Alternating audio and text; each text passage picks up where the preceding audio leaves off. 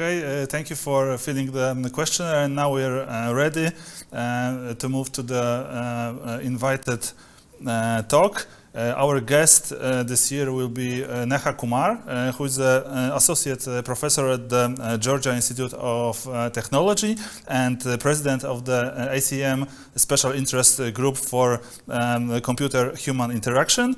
And her research interest lies at the intersection of human-centered computing and global development. Hi, Neha. Thank you for having me. I can hear you. I can hear you well. From where do you connect, if I may ask, today? I'm in New Delhi right now. All right. In India. Okay, yeah. We didn't. I think that we didn't have anyone from India yet, so it's great to welcome India on MIDI. Okay, so your today's talk will be titled on human-centered design of AI systems for frontline health, and we are all ready, so floor is yours. Thank you so much. Let me start by sharing the screen.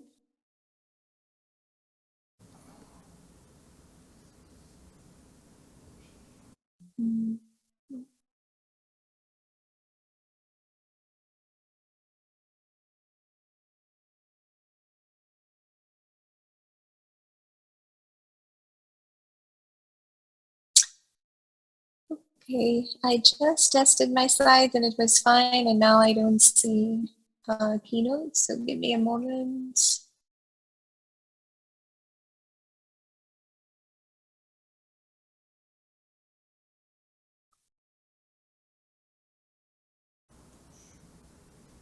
Okay, so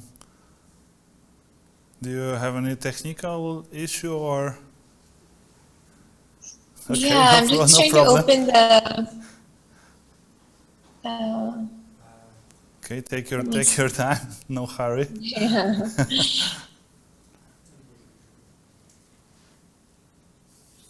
Okay. So now I see your desktop.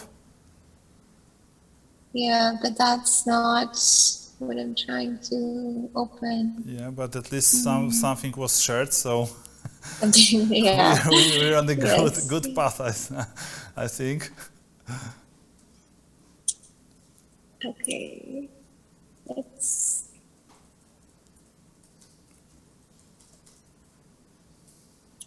Maybe I'll try again to open the app, so just give me a moment. All right.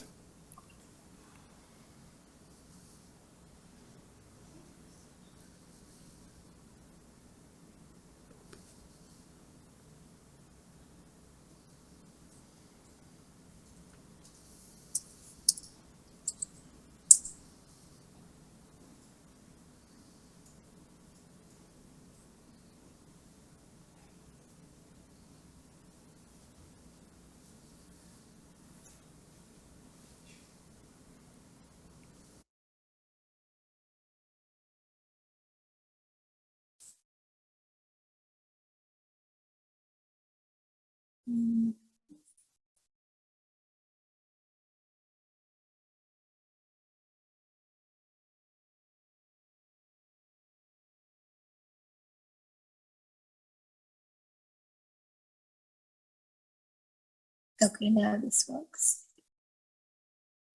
Okay, we can see. All right, we can see. Yes, so you can yeah, see. You may start. It's great. Okay, great. All right, so let's go to the next slide. All right. So thank you again for the invitation, and sorry for the little delay there. My name is Neha Kumar, as you introduced me. I'm an associate professor at Georgia Tech, and at Georgia Tech, I'm jointly appointed at the School of Interactive Computing and International Affairs. And this is because the work that I do is at the intersection of HCI, human-computer interaction, and various aspects of global development, specifically looking at health, at education, topics around gender equity and such. And frontline health is an area that my students and I in my lab have been studying actively over the last decade. And this is mostly in rural and urban India and also in the United States. And more recently, we've been investigating the challenges that AI systems encounter and introduce as we think about global south settings, and also the potential that they have to offer. And one of the spaces where there's been a lot of AI activity is in the field of global health, which has also become the center of public conversations as a result of the COVID-19 pandemic. So today I'll talk about the need for human-centered design of these AI systems with a focus on the urban Indian context, but really with takeaways that I hope will translate to many other contexts around the world. So a quick intro first, just to kind of tell you where I started and where I am now, and the journey that I've undertaken, because I always think that it helps to know kind of where the speaker is coming from. And so a quick summary of how I got here. So I was born and brought up in New Delhi in India, so I'm at home right now. And I went to high school in Germany. I ended up at UC Berkeley for my undergrad, where I was majoring in computer science and applied math. And I got a master's in computer science and then a second master's in learning design and technology. So that was at the School of Education, both from Stanford University. And that shift from computing to education was enabled by my time working as a software design engineer in Microsoft's PowerPoint team, when I discovered the then brand new field of ICTD, that stands for ICTs and Development. And it was through this paper by Eric Brewer and his colleagues at Berkeley, which sought to make a case for technology in developing regions. And then somewhat serendipitously, I came to be involved in the T-Trades and the MIDI projects, which I will, well, I won't talk about them today, but I'll talk about related research that we've been doing in rural and urban India. And this is when I recognized that this was a space that I wanted to do my PhD in. And so during my PhD back at UC Berkeley, and this was at the School of Information, I conducted an ethnography of the adoption of mobile technologies in rural, small town, and urban India, where I was really looking at the role that leisure played in supporting and enabling development. So how people were drawn to adopting mobile technologies, how they were using them to serve their own goals, even though they were from relatively underserved backgrounds. And I was able to operationalize the findings of my dissertation in my postdoctoral research. This was at the University of Washington, and it was focused more on global health informatics. So looking at a maternal and a newborn health intervention in rural India. And in recent years, I've been leading the Tandem Lab. This was at Georgia Tech, and it's short for Technology and Design Towards Empowerment. And here we do research at the intersection of human-centered computing and global development to look at how emerging technologies might be or are being integrated towards empowerment, looking at assets-based approaches, really looking at the strengths of communities that drive them to engage with technologies. So that's an overview that kind of talks about how I've started to do the work that I'm doing now. Over to the research that I'm excited to present today. So this is, to start with, I want to tell you about the context for the study. So there's a well-known fable by a Turkish poet and philosopher, Mullah Nasruddin, and it goes something like this. A man is walking home late one night when he sees Mullah Nasruddin looking for something under a streetlight. And so he says, Mullah, what have you lost? And the Mullah responds saying, I'm searching for the key to my house. And the man tries to help, and after searching for some time, he asks, tell me, Mullah, do you remember where exactly you dropped the key? And Nasruddin points to the darkness and says, over there in my house, I lost the key inside my house. So the passerby is frustrated and he shouts and says, then why are you searching for the key on the street? And the Mullah responds saying, because this is where the light is. And this is just a fable, but it effectively illustrates an important point, which is that we're frequently looking for things or for solutions where they are easiest to find, right? Where the light is, and not necessarily where they might reside, which is possibly in the dark. And Mark Moritz has also written about this being a tendency with big data. He says, without checking facts on the ground, researchers may fool themselves into thinking that their big data models accurately represent the world that they aim to study. So this is also true in the case of AI applications that are being applied towards global health. There are multiple stakeholders, and many challenges experienced by these stakeholders are systemic. They have to do with politics, with power hierarchies, with gendered and social norms, with complex knowledge systems, and more. We cannot view these from a purely technical lens because that can lead to context collapse, right? The highlight remains on a narrow challenge that can be addressed with AI, rather than the messy multi-stakeholder and systemic challenges that exist. Efforts to advance AI in global health have only multiplied in this last year during the pandemic. I guess now we're closing 2 years. AI systems have been used to determine who gets vaccinated, for cough-based diagnoses, for disease forecasting, and such uses. And now more than ever, we need to address concerns and skepticism around the use of AI and these data-driven approaches. So some questions that we could ask of the AI systems being deployed include, who will be using these systems, right? Many of these are motivated by the shortage of expert human and technical resources in underserved settings, and they rely on lower level workers. Second, where is the data coming from, and how is this data being collected? Extensive data is being collected for reporting purposes, for disease surveillance, and not always with informed consent. And this has been made possible by the widespread use of mobile phones and the internet. And finally, how does AI fit into the broader ecology and existing work practices? We focus on the view from the front lines in our work. And this is, I should say that the research for this project has been led by one of my PhD students, Azra Ismail, who's been doing ethnographic work and design work to look at the case of Frontline Health and how AI systems are being designed for this context. The AI systems that are mentioned in the literature would require someone to collect data, use the application, or implement its recommendations. And in many cases, these are frontline health workers. They're employed in many countries in the global south and in underserved settings. And they're the ones who are the individual's first point of contact with the healthcare system. This includes a range of workers who provide care directly to their communities, including nurses, midwives, community health workers, doctors, pharmacists, and more. The COVID-19 pandemic has brought attention to how overburdened these workers are, and most of them are underpaid women.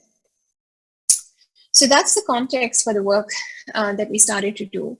And as HCI researchers, we were interested in understanding the gaps and the opportunities for design in AI for frontline health. And we have a paper that details our findings. If you're interested in learning more, this is a paper from the THI 2021 conference, and it's called AI in Global Health, the View from the Front Lines. And in this paper, we drew on data from two main sources.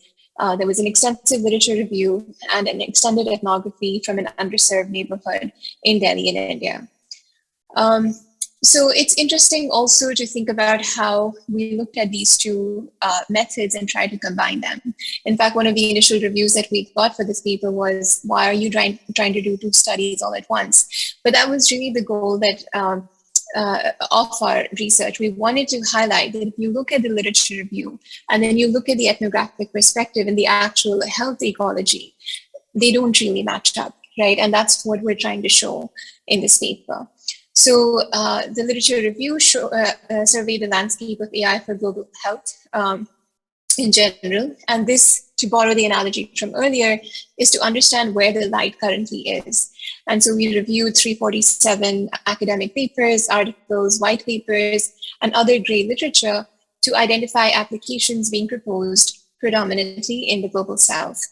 And then we drew on ethnographic data that we had been collecting over the past 4 or 5 years to further identify the gaps in current efforts, or to look at the dark spaces, right? So we collected data from the Muslim majority region of Delhi that has been identified to be at high risk of disease by the state healthcare system. And this is a region where we've been conducting field work on and off for many years. We drew on data from interviews, focus groups, and non-participant observation that we conducted in clinics and during home visits with accredited social health activists, or ASHAs as they are more commonly called. So these ASHAs are women frontline health workers who are tasked with providing reproductive, maternal, and child healthcare at the last mile. They also attend to primary healthcare needs in their communities, and they do a lot of data collection. Their data and workflows are quickly going digital, as with other frontline health workers, both within and beyond India. What was our motivation for doing this study in the first place? Well, we try to demonstrate in this paper that we need a much more careful and directed approach when we're applying AI in the case of frontline health or global health, right? Resources available for frontline health and global development or social good more generally are constrained to begin with. And so when we're designing these AI interventions, we need to ensure that the critical human infrastructure that we have on the front lines is honored and preserved and put to good use. And the field of HCI is well pleased to help bridge the gap that we've outlined and to understand how AI systems might be designed appropriately for these settings. So that was our motivation for doing this work. So I'll talk first about the key themes that emerged from our literature review. So this review showed that most AI applications for frontline health were from South Asia, followed by Latin and Central America and Africa. We found that most of these efforts were led by researchers from the Global South, either by origin or by institute location. The AI applications that we reviewed included disease surveillance, diagnostics and screening, risk assessment, epidemiology, resource allocation, behavior prediction, information delivery, data quality control, among some others. And over 70% of the AI applications focused on just two use cases: disease forecasting and diagnosis. But when we did a deeper analysis, it revealed other issues. We found limited engagement with local stakeholders, even when the research was led by local institutions. The discussion of AI systems typically ended with assumptions about who was expected to take up the system. For instance, this quote from a paper states, "Since malaria is preventable and treatable, one of the solutions towards reducing the number of deaths is by implementing an effective malaria outbreak early warning system that can forecast malaria incidents long before they occur. This way, policymakers can put mitigation measures in place." The policymakers may use the system, they're not the ones who are implementing at the last mile. These are the lower level frontline workers who are doing this work. And we found little discussion of the impact on their existing practices. In many of the applications that we reviewed, it was unclear who was expected to act on the recommendations of the system and how. For instance, with diagnostic and screening tools, it's worth asking who is expected to be doing the screening. Many workers are already burdened. There's also a chance of missing sociocultural dimensions of health and diverting attention from other conditions that may be more pressing. One paper that we reviewed was exceptional in that it considered the implications of screening. This was in the case of cervical cancer, where they recognized that there is an ethical problem to identifying precancerous lesions if you can't do anything about them. The paper went on to suggest a solution that could be acted upon by nurses. But this was definitely the minority. In most cases, there was no engagement around who could actually be using the system and how it could be integrated into the medical context. Some of the applications of risk assessment and epidemiology were particularly troubling. So there was a system deployed in Argentina, which had a policymaker claiming with technology based on name, surname, and address, you can predict 5 or 6 years ahead which girl or future teenager is 86% predestined to have a teenage pregnancy. Another case that aimed to address sexually transmitted diseases stated, to provide customized education and training to the women in developing and underdeveloped regions, it is necessary to classify the women in those regions into different health risk segments and subgroups within the segment. Such systems attempt to take into account sociocultural dimensions of health at a very superficial level, and they can end up reinforcing historical biases against certain communities.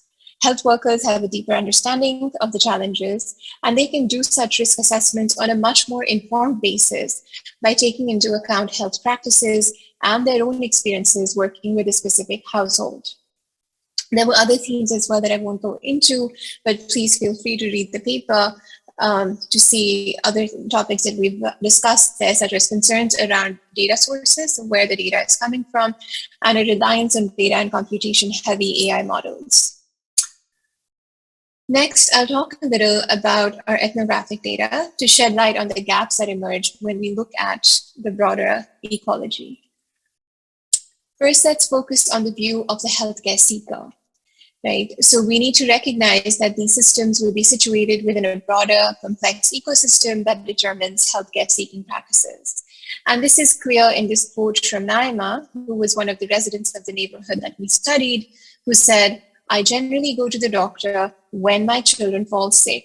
I am active all day. I rarely fall sick. My kids fall sick often, and if I take them to a chota mota or a small time doctor, they charge less, but the medicines are not very effective. I will end up going to the same doctor multiple times, which means more money is spent. If I go to a better doctor, like a pediatrician, then the medicines they give are very effective, and I don't need to visit the doctor again.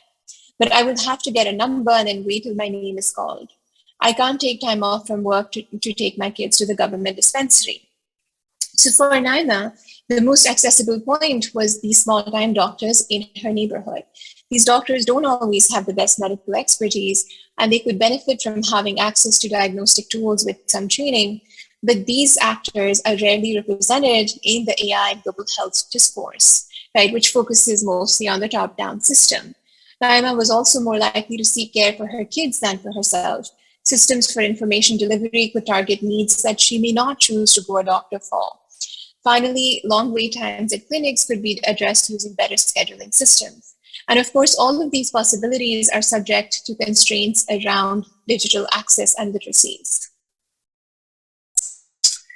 Next, let's take a look at the perspective of lower level healthcare providers. And I'll share the story of Asha Heba during a measles outbreak as an example. So when Asha Heba had just seen her daughter off to school, she saw a message on the phone. On the WhatsApp group with other Ashas and supervisors was a message saying, "All Ashas," that is the Frontline Health workers, "please report to dispensary for emergency meeting." So she left her other household responsibilities and rushed the center. And there she learned that there were 2 other Ashas nearby who had found cases of measles.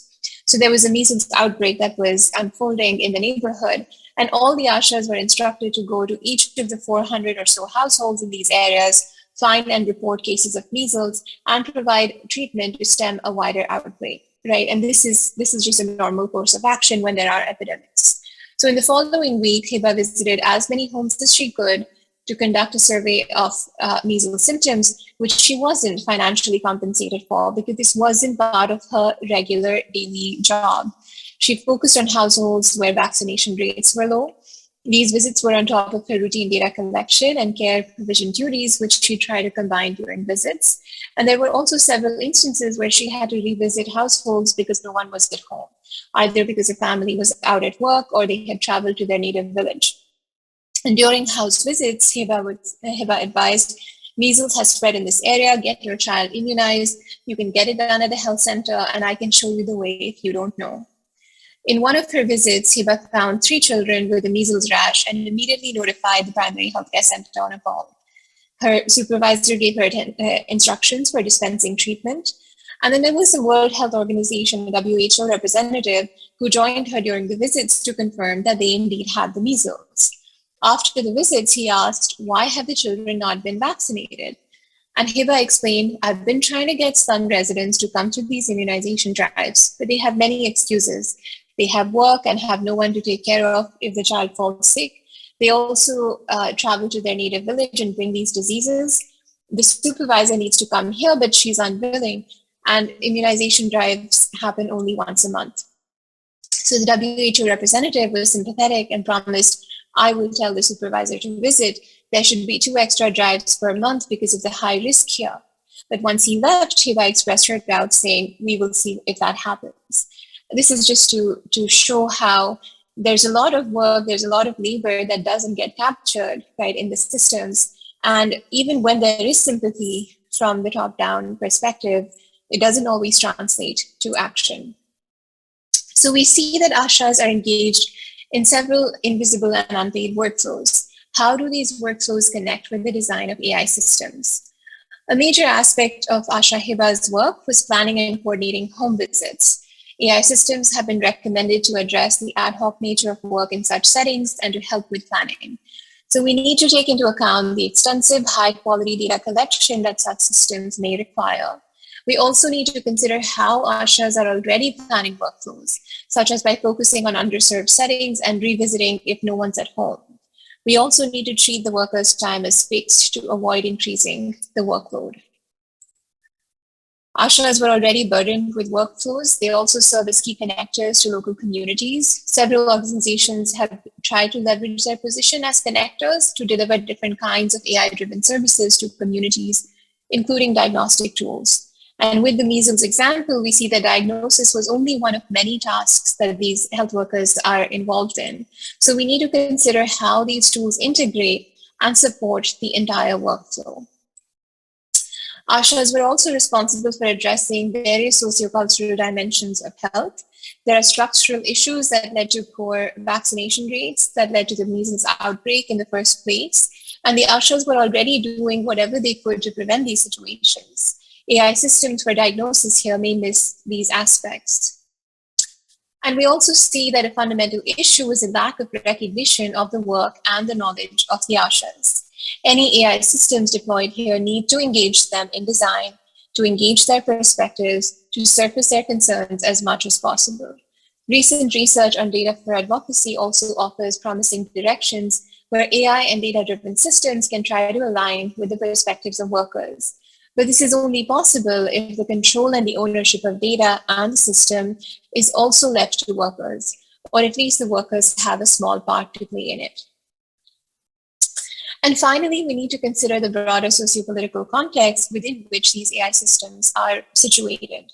In December 2019, the region that we were studying, the neighborhood, led protests against the National Register for Citizens and a citizenship policy proposed by the Hindu majoritarian government. And several ASHAs that we have been engaging with were also part of these protests. Citizens were concerned that religious minorities, particularly Muslims, and migrant populations with little documentation may lose citizenship. This system was planned to be linked to Aadhaar, which is the National Biometric Identification System, and that has had several data leaks and has led to many individuals being denied several government services. Aadhaar is also planned to be linked to health records, such as those collected and maintained by ASHAs. And we found that ASHAs have already been recruited by the government to get people registered with this system, which raises questions and concerns about how these political systems interact with each other. So as researchers, as designers, and developers, we need to ask ourselves what systems we are working for, working with, or working against. So our goal with this project was to shed light on the complex ecology in which AI systems are situated. So what are the takeaways for those who are designing these systems? Many of the challenges that we uncovered through our analysis are not new. We have seen these before with ICT interventions, before AI was even talked about. And there's a lot that we can learn from these vast technological interventions in this space, both the rare successes and the many failures. First, there is a need to foreground user agency. We must expect targeted users to not use these systems at all, to use them in unexpected ways, or to work around these systems altogether. And in the case of Frontline Health, it may involve not requiring these ASHAs to use a diagnostic system provided, allowing them to direct when and how they should be used, or refusing the use of these altogether. Many of these ICT systems are also motivated by the promise of scale to help leapfrog development. And we need to critically question the unit and the nature of scale, right? To ask what is being scaled. For example, in the case of Frontline Health, AI could treat the time of health workers as fixed, right? So you're not always trying to maximize the output that you get out of these health workers, and instead maximize the time on care work rather than on mundane workflows. So trying to achieve large scale also brings complications when AI systems frequently rely on large scale data sets to work, but may not do very well when they are translated across contexts. It may be more effective to focus on hyperlocal deployments where possible, because that's how we can learn, and those learnings can then be translated across contexts.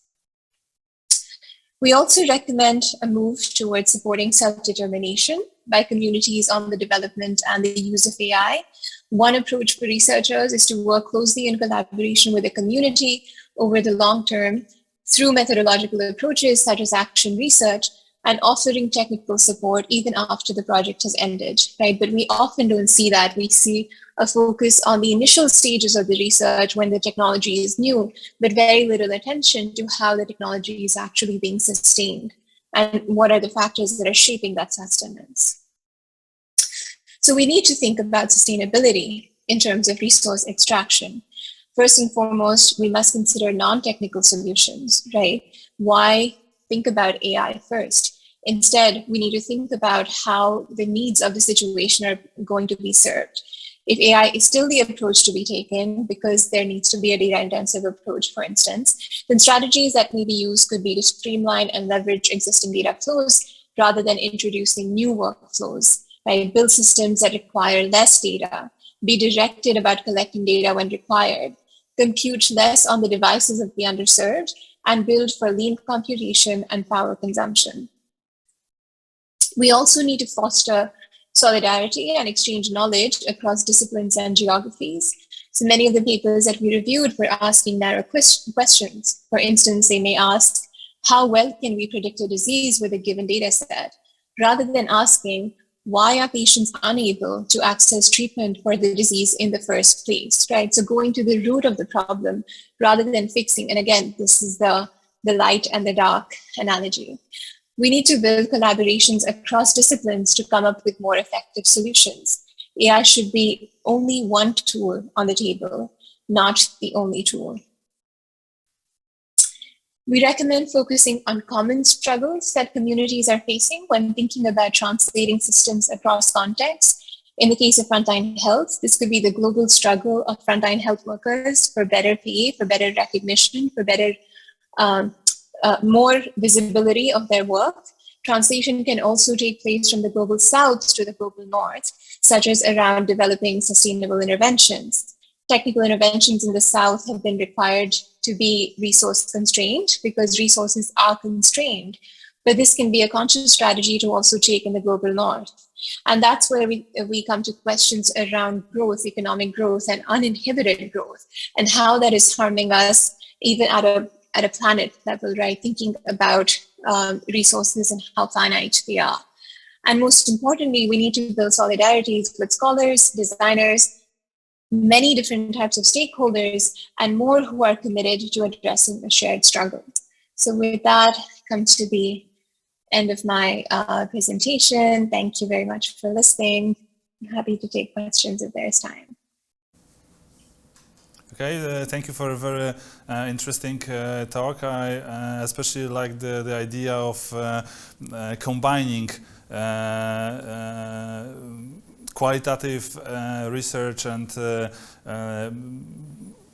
different types of research that you were talking about in your about when you talked about your paper. It was really interesting. And when I was listening to your talk, I also wondered what is the situation with all the problems with data privacy in countries in developing countries from the perspective of AI. Yeah, because it's a lot of data and probably people do not care, or maybe what's your opinion, or maybe you know what's the situation in this area?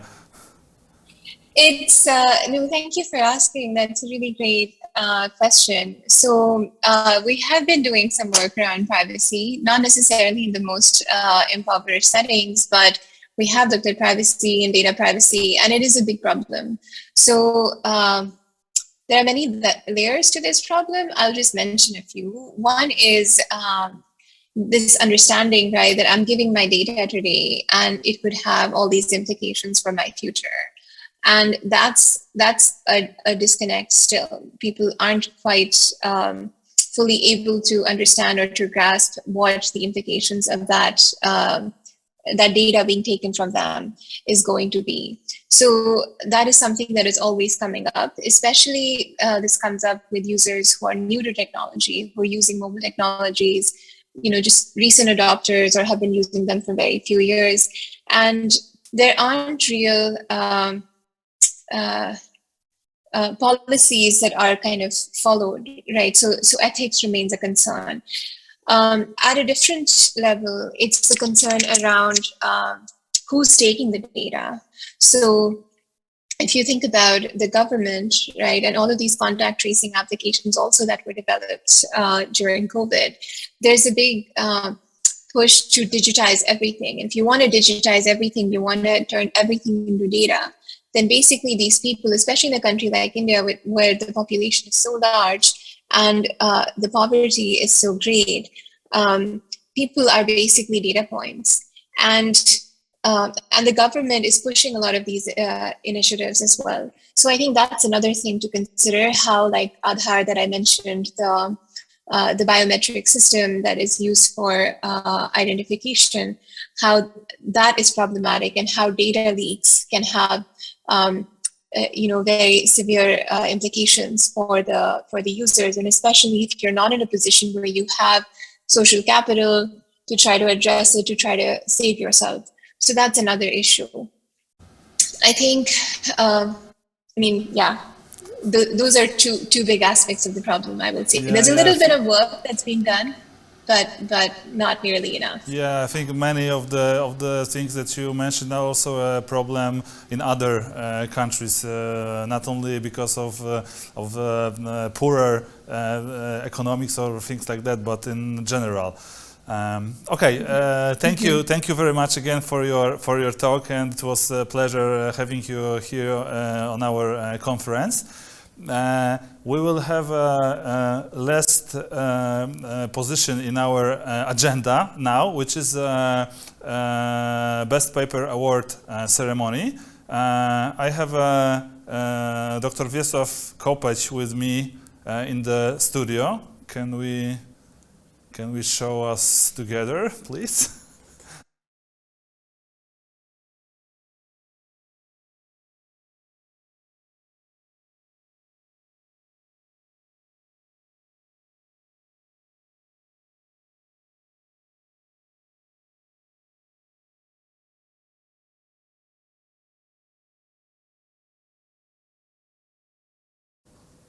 Okay, and we are together in the studio, and we are ready to move to Best Paper Award ceremony. Our guest Wiesław will start with but before, just to remind you, this year we have two papers awarded with the Best Paper Award. One is from the area of digital interaction, and one from the area of machine intelligence. So Wiesław will start with the digital interaction. Yeah, so this award is our, let's say, it's a joint award of Best Paper, but there is a separate prize of €500 per paper in each each track. I mean, as Cesare already said, in digital interaction and machine intelligence, accordingly. But this is one prize, which is to commemorate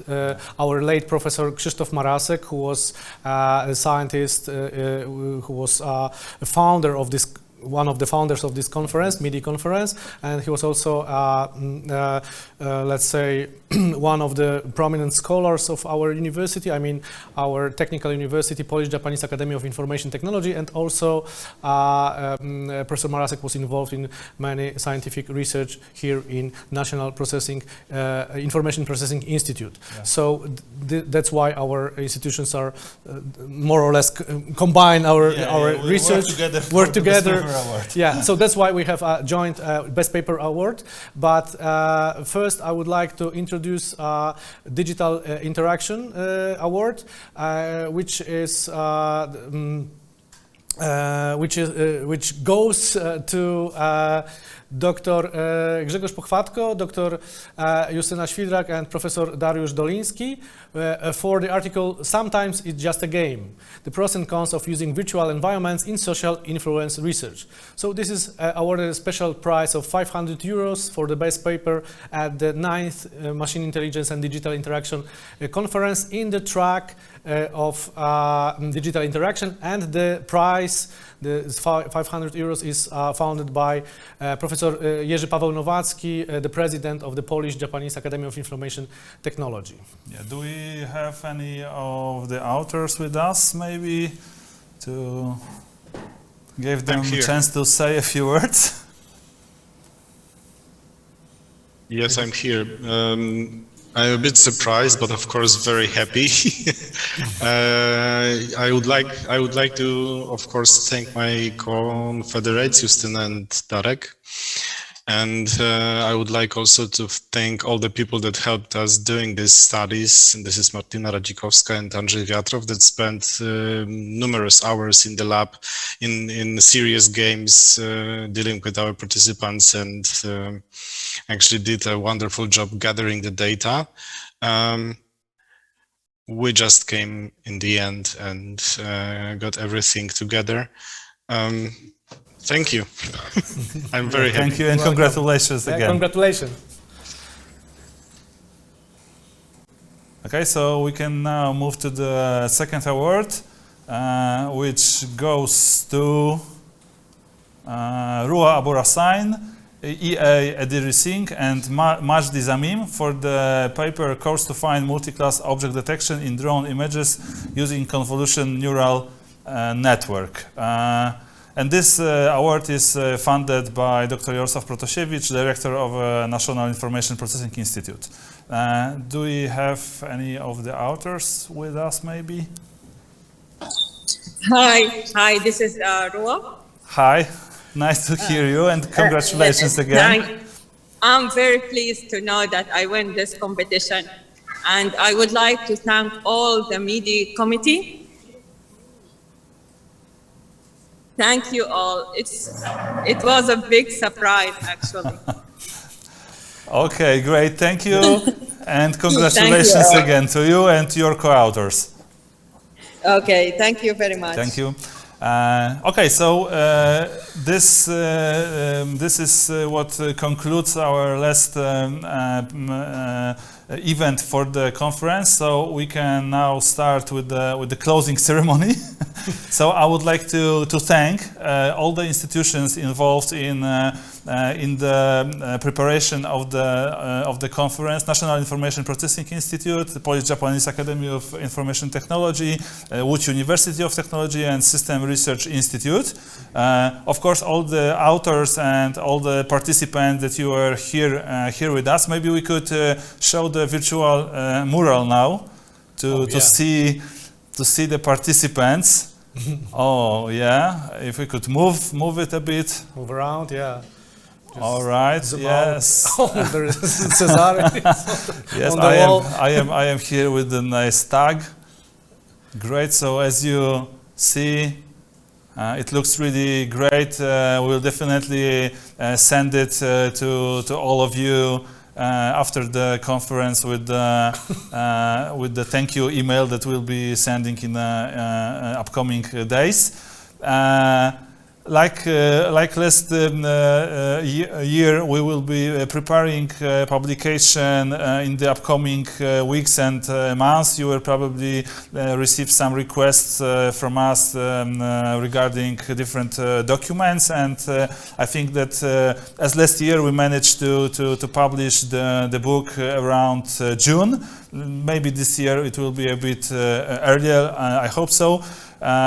So I would like to also thank all the team at the Laboratory of Interactive Technologies at the National Information Processing Institute. Especially Bartosz Muczyński, Daniel Cnotkowski, Jarosław Kowalski, Magda Mielczarek, and many other people. Also, people from our institute that do not work at our lab, because many people with their work supported this conference. And like I said, not only from NIPI, but also from other our friendly labs. Yeah, and institutions. Yes, yeah, like and Polish Japanese Academy of Information Technology. Yeah. So, do you have anything? Yeah, to add? I think that as the MIDI 2021, I mean the 9th conference is going to be a history in a moment. We are willing to invite you to the next of course. Conference, which will be 10th conference in 2022, and it will be held like again joint event, and it will be perhaps also hybrid. Yeah, but we hope so. We hope that we will have the opportunity once the COVID will cease a bit. We will try to do as much as possible this conference also as an on-site event. We work close together, and we have our premises quite close to maintain the conference. Yeah, but of course we cannot be sure what will be in a year.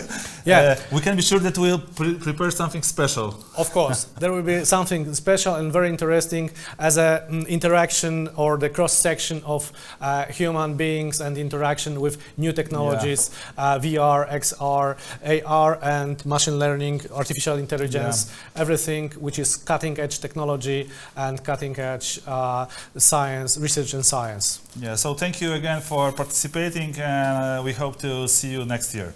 Thanks.